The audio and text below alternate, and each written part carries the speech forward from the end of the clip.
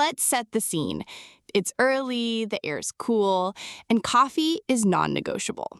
The stove comes out, fuel attaches, and click! Either you've got a steady blue flame, or you're wondering why nothing's happening. That moment is where the butane versus propane debate actually lives. Not in specs alone, but in whether breakfast happens without drama. So, here's what matters, plainly, and with the kind of nuance that saves trips. Performance in different conditions. Well, here's the crux. Temperature and elevation change everything. Propane keeps its mojo in the cold because it vaporizes at much lower temperatures, so it still feeds gas to the burner when the canister is chilly. Butane, gets sluggish as the mercury dips. Below about freezing, it can stop vaporizing well, and you'll feel it.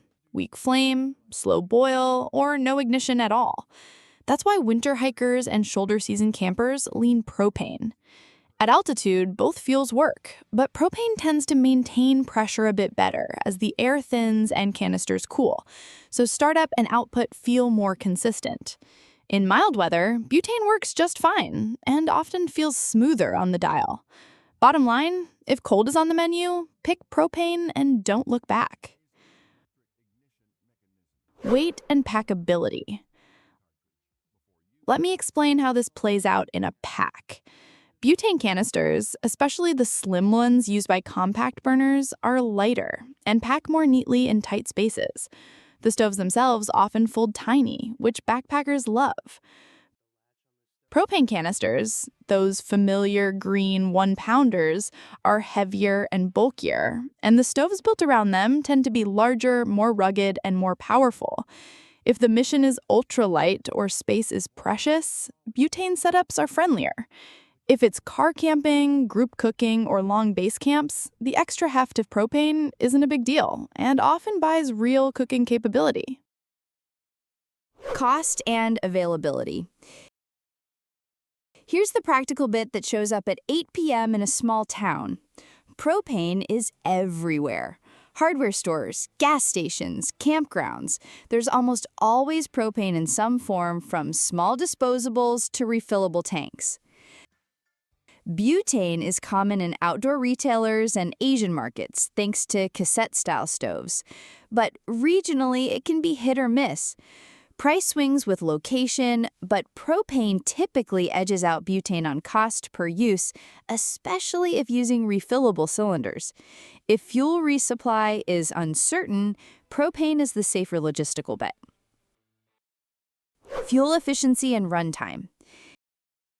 In a calm summer evening, both fuels boil water fast enough that, honestly, the differences can feel academic. But in longer cooking sessions, simmering pasta, frying multiple batches, doing breakfast for a crew, propane holds pressure more consistently as the can cools during use or wind nudges temps down. That means steadier output and fewer stalls. In warm conditions, manuals and real-world testing tend to show similar boil times. As things cool off, propane's pressure advantage quietly turns into usable burn time. If efficiency and unpredictable weather matters, propane gets the nod. If the plan is fair weather, short burns, a butane rig can sip fuel comfortably. Stove design and cooking experience. You know that feeling when a stove just listens to the dial? Many butane stoves, especially the tabletop cassette style, are a joy to cook on. Intuitive canister bay, instant piezo ignition, very smooth simmer control, and a stable rectangular footprint. Great for delicate stuff like reducing sauces or simmering noodles without drama. Propane stoves come in 2 flavors: compact burners that screw onto canisters, light and quick, and beefy 2-burner camp stoves with wide grates and serious BTUs. The big propane units make multi-pot meals easy and handle larger pans without hotspot headaches. Some budget propane models can be a little coarse on the low end of the flame, but better regulators fix that. If fine control and fair weather is the priority, butane for pleasure. If versatility, power, and group meals matter, propane shines. Safety and handling. Both fuels demand respect. Use outside or with excellent ventilation. Keep flammables clear and set up on a stable surface with windshielding that doesn't trap heat around the canister. Propane runs at higher pressure, so hoses, regulators, and connections deserve regular inspection. No cracks, no leaks, it's probably fine. Butane's cassette design is simple. Pop in, latch, light. Just don't store any canister in a hot vehicle or near open flames. And a quick note that too many people ignore: never try to refill disposable butane canisters, and only refill propane cylinders that are rated, in good condition, and allowed by local rules. Safety isn't negotiable. Compatibility and connectors. Okay, this is where people get tripped up. Stoves are designed for specific canister types and pressures. A butane cassette stove doesn't want a propane canister without the right regulator and adapter, and often the answer is just don't. Some compact stoves accept isobutane propane mix canisters via standard threaded valves, and a few dual-fuel tabletop models legitimately support both fuels. But never force connectors, never make it fit, and never assume any adapter is safe just because it screws together. If flexibility is crucial, buy a stove explicitly rated for both fuels from the manufacturer and follow their setup. Maintenance and reliability. Every stove gets better with minimal care. With propane setups, keep an eye on hoses and O-rings, don't over-tighten connections, and store canisters upright. With butane cassette stoves, keep the latch area clean, check the canister alignment tab, and avoid blocking vents with oversized cookware. Piezo igniters sometimes get finicky.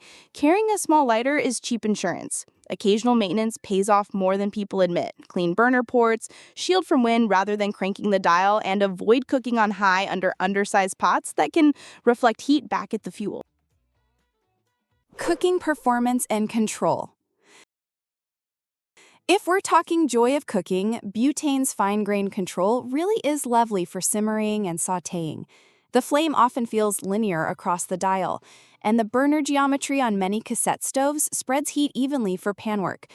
Propane stoves, especially the larger two-burners, deliver raw output and pot stability, which matters for boiling big volumes or running griddles. The smallest propane screw-on burners can run hot and narrow, great for quick boils, not as great for gentle simmers unless designed for it. The choice is less which is better and more which style fits what's on the menu. Safety in wind and weather. Wind is the silent fuel thief. Butane's flames at low settings can blow out if gusts slip past the shield. Propane's stronger pressure gives a bit more resilience, but no stove loves crosswinds. Use windscreens appropriately, but be careful not to enclose canisters or trap heat. If cooking in shoulder seasons, remember the canister chill effect. Gas expansion cools the canister, which reduces pressure. That's one reason propane feels steadier in longer sessions. A simple trick: keep canisters off cold ground and out of the wind. Warmth preserves performance. When each one makes sense. Bottom line, propane is the all-rounder that doesn't flinch when conditions get sketchy. Cold, wind, altitude, big pots, big breakfasts. Butane is the elegant specialist. Compact, clean, intuitive, and delightful for controlled cooking in mild weather. If trips span seasons and places, a propane setup or a legit dual-fuel stove keeps life simple. If trips are short, fair, and light, a butane system is a pleasure to use and carry. So here's the simple decision filter. If there's any chance temperatures dip near freezing, or if the trip involves groups, big cookware, or uncertain fuel stops, go propane and enjoy the peace of mind. If the plan is compact, kit, precise heat, and fair weather, a butane stove makes cooking feel easy and refined. If indecision lingers, a dual-fuel model gives options without forcing a second stove. Either way, match the fuel to the environment, keep the setup tidy and safe, and breakfast will happen on time, no drama, just a steady blue flame and that first cup of coffee doing exactly what it should.